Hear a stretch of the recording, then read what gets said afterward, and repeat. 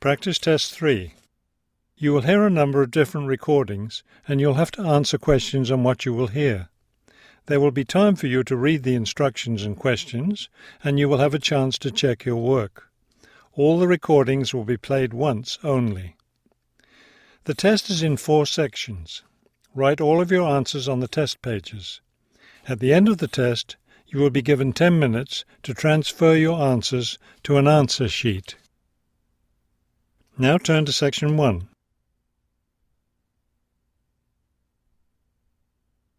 Section 1. You will hear a woman making a hotel reservation over the phone. First, you have some time to look at questions 1 to 4.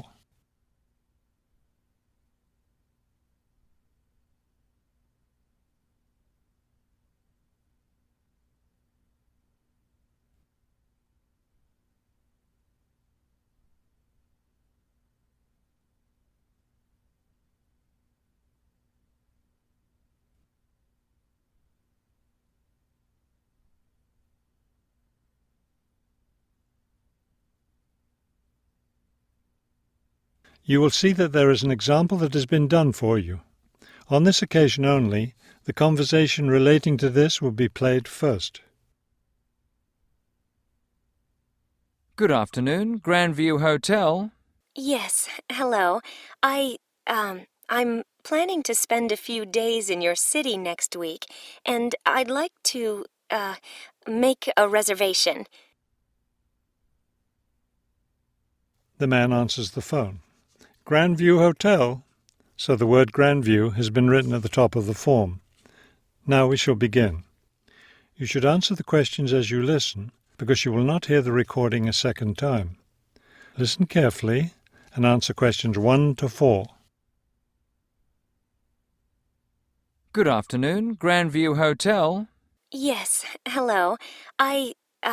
I'm planning to spend a few days in your city next week, and I'd like to, make a reservation.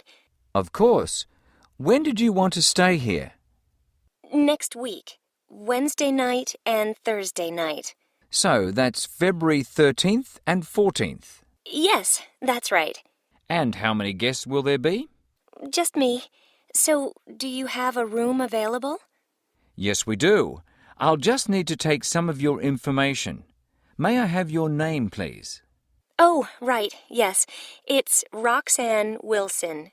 W-I-L-S-O-N. Thank you, Miss Wilson. And may I have your credit card number? It's 233-618-9872. 9872. Got it. All right, Miss Wilson. I have your reservation confirmed. Can I help you with anything else? Before you hear the rest of the conversation, you have some time to look at questions 5 to 10.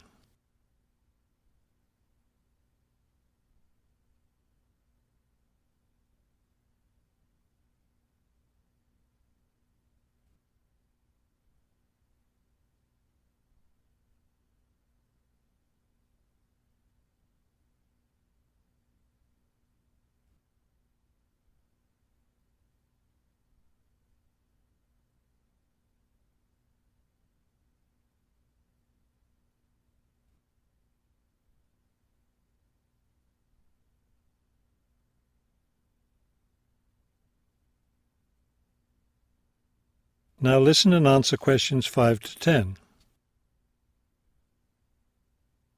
Well, yes, I was wondering, since I'll have a couple of free hours Friday morning before I leave, is there anything interesting to see close to the hotel? Do you like museums? The art museum's very close by. I love museums, but not art. Can't stand it. I've heard your city has a very interesting science museum, though. Yes, but unfortunately it's closed in the winter. Are you interested in shopping? Sure, I love shopping. Are there any good stores nearby? Yes, we have a large shopping mall just 2 bus stops away. You take the bus to Monument Square, and it's just half a block from there. Just look for the post office, and you'll see the mall entrance next to it. Fabulous. What about lunch? I hear your city has good restaurants. Yes, there's a nice restaurant very near. It's just across the street from the park. Sounds good. I can have lunch, then walk in the park afterwards. I have one more question. What's the best way to get to the hotel from the airport? Subway is the fastest, of course. There are buses, but they're quite slow. I'll be arriving quite late, after 10 p.m. I thought I might have to take a taxi. The subway runs until midnight. Oh, good. Then I'll do that. Will there be someone at the hotel front desk that late? Oh, yes. The front desk stays open until 2. That is the end of section 1. You now have half a minute to check your answers.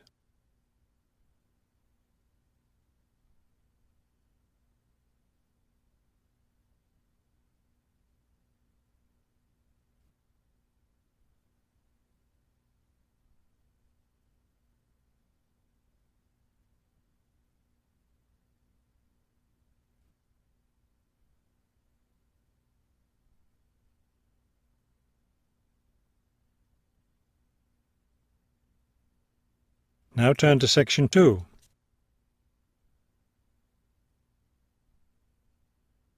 Section 2. You will hear a tour leader giving information about a bus tour. First, you have some time to look at questions 11 to 15.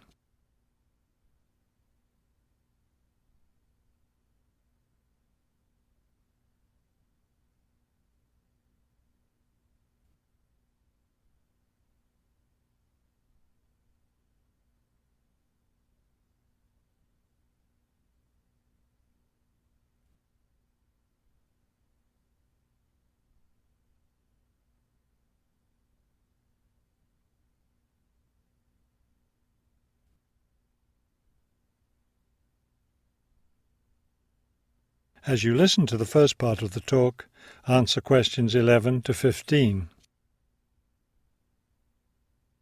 Thank you for choosing City Tours. The reason so many people choose our tours when visiting this city is because you can design your tour to suit your own interests. Your all-day pass entitles you to board our bus at any stop and stay as long as you like at each place. The all-day bus pass costs $18 for adults. Children between the ages of 5 and 12 pay half the adult fare, and children under 5 ride for free. Our buses run every hour on the half hour, starting at 8:30 a.m. Our most popular tour is the Centre City Tour, which goes to all the major attractions in the centre of the city. From the starting point here at the tour bus office, the bus goes to the first stop, Hill Park. As you may guess, this park is located at the top of a small hill. The next stop is the fishing docks. Following that, the bus goes on to the third stop, Bay Bridge, located at the foot of the bridge which crosses the bay. The fourth stop is in the shopping district. Then the fifth and last stop is at Green Street. Before you hear the rest of the talk, you have some time to look at questions 16 to 20.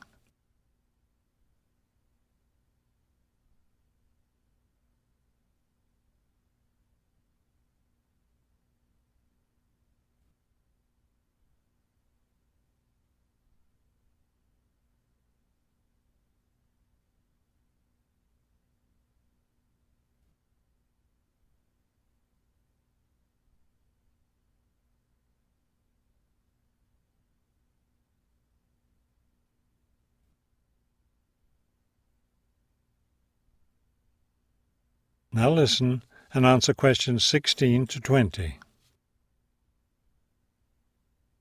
There are many interesting things to do and see on the Centre City Tour. At the first stop, you can enjoy a spectacular view of the bay, the city, and especially of the fishing docks, which are located at the foot of the hill. At the second stop, you can walk around and look at the boats. Fresh fish from the bay is also for sale here, since this is the place where the fishermen bring in their catch. The next stop is where some of the city's finest seafood restaurants are located, so you might want to plan a lunch stop here. You can eat fresh fish here, prepared in the traditional local way. The fourth stop is, of course, where you can do your shopping. don't miss the opportunity to purchase some of our city's famous handmade baskets. You'll want to take several home as souvenirs of your visit to our city. Finally, at the last stop on the tour, you can visit one of the oldest buildings in our city, the theatre. This building was built over 400 years ago and is still used today as a place to see plays, musicals and other performances, as well as our annual film festival. That is the end of section 2. You now have half a minute to check your answers.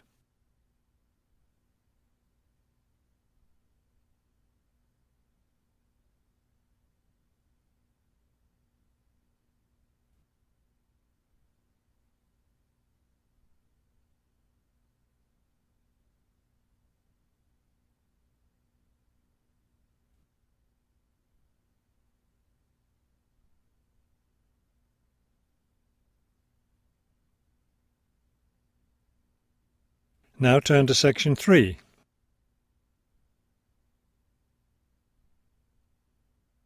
Section 3. You will hear a conversation between two students planning a research project. First, you have some time to look at questions 21 to 23.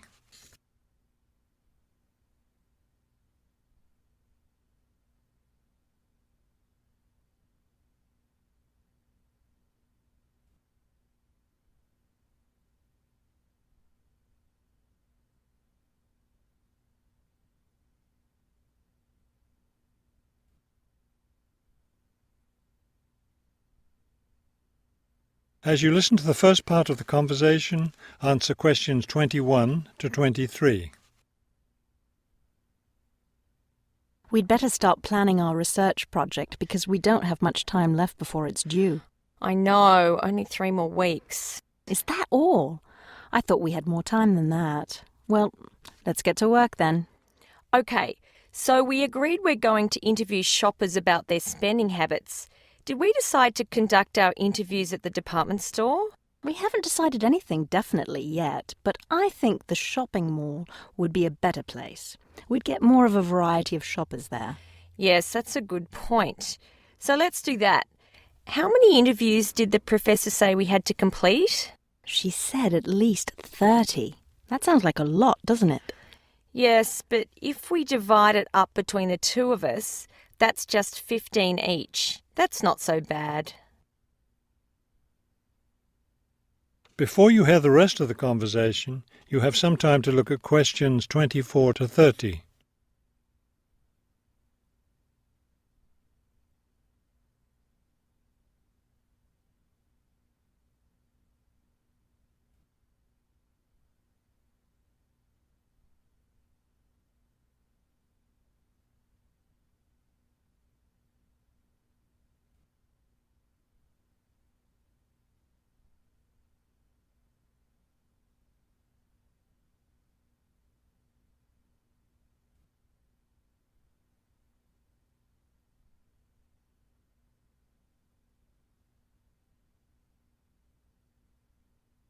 Now listen and answer questions 24 to 30.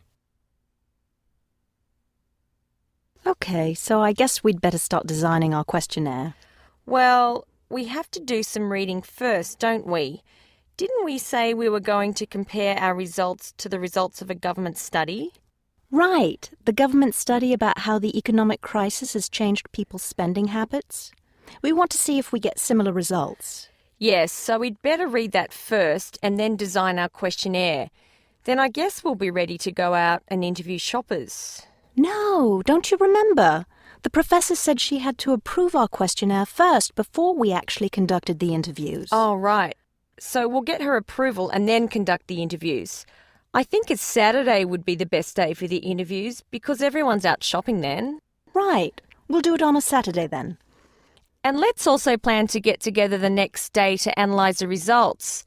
It's best to do that while everything's fresh in our minds, don't you think? Sure, that sounds like a good idea. Okay, so then we're going to have to present our results to the class. Do you have any ideas for that? It's an important part of our grade, so I think we should plan it well.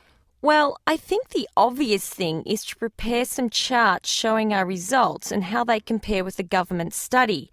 That will help make the information a lot clearer to the class. Right. Okay, so we'll draw up some charts of the results. And then that's it. All that will be left to do is give the class presentation. Do you think we can be ready on time? I sure hope so. Let's get started now. That is the end of section 3. You now have half a minute to check your answers.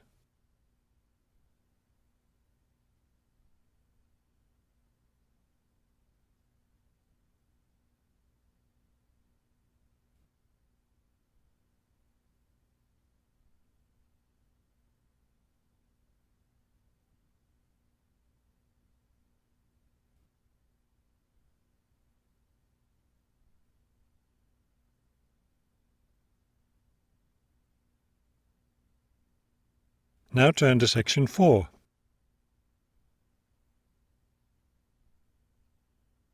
Section 4. You will hear a professor give a lecture on Louisa May Alcott. First, you have some time to look at the questions 31 to 40.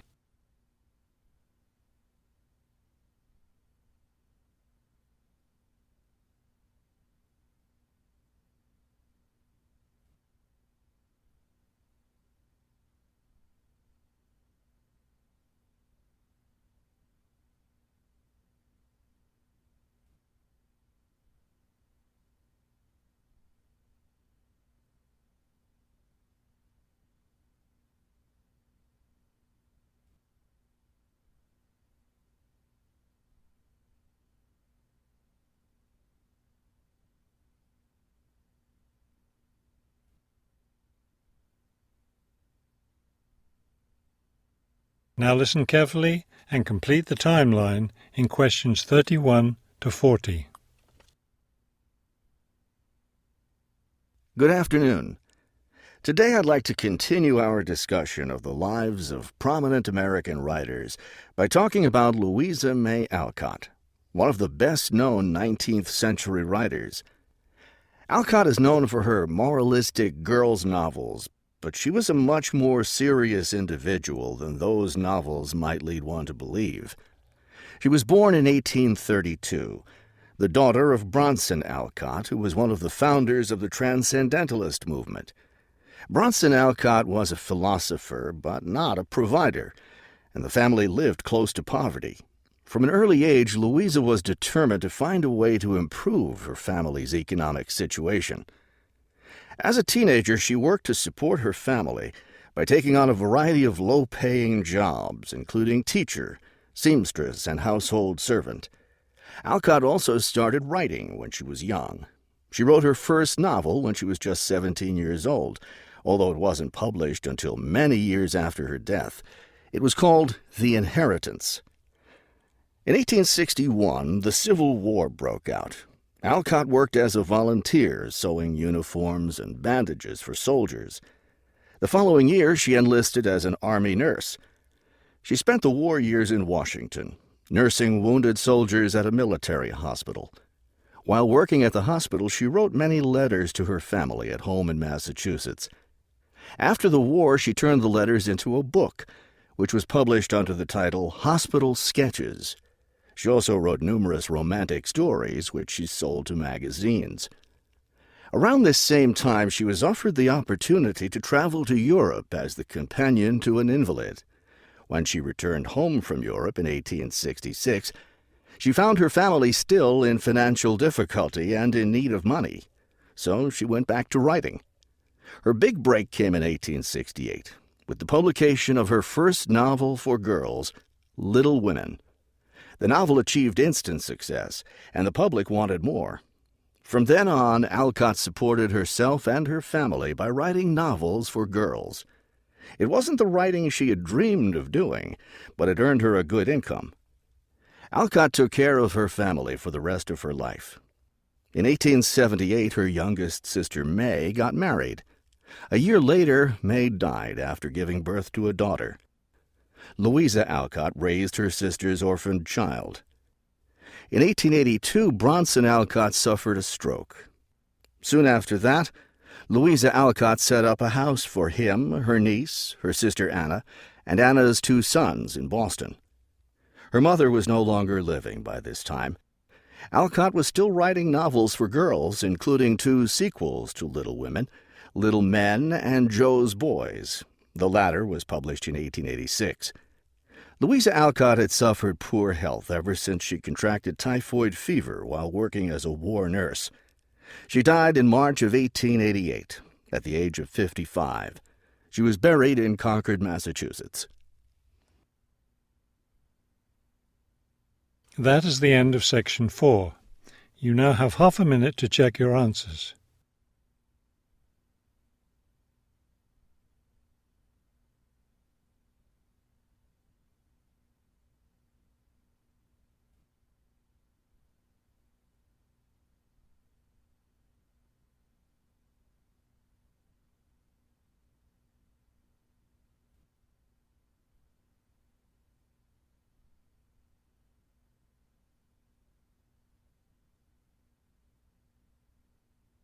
You will now have 10 minutes to transfer your answers to the listening answer sheet.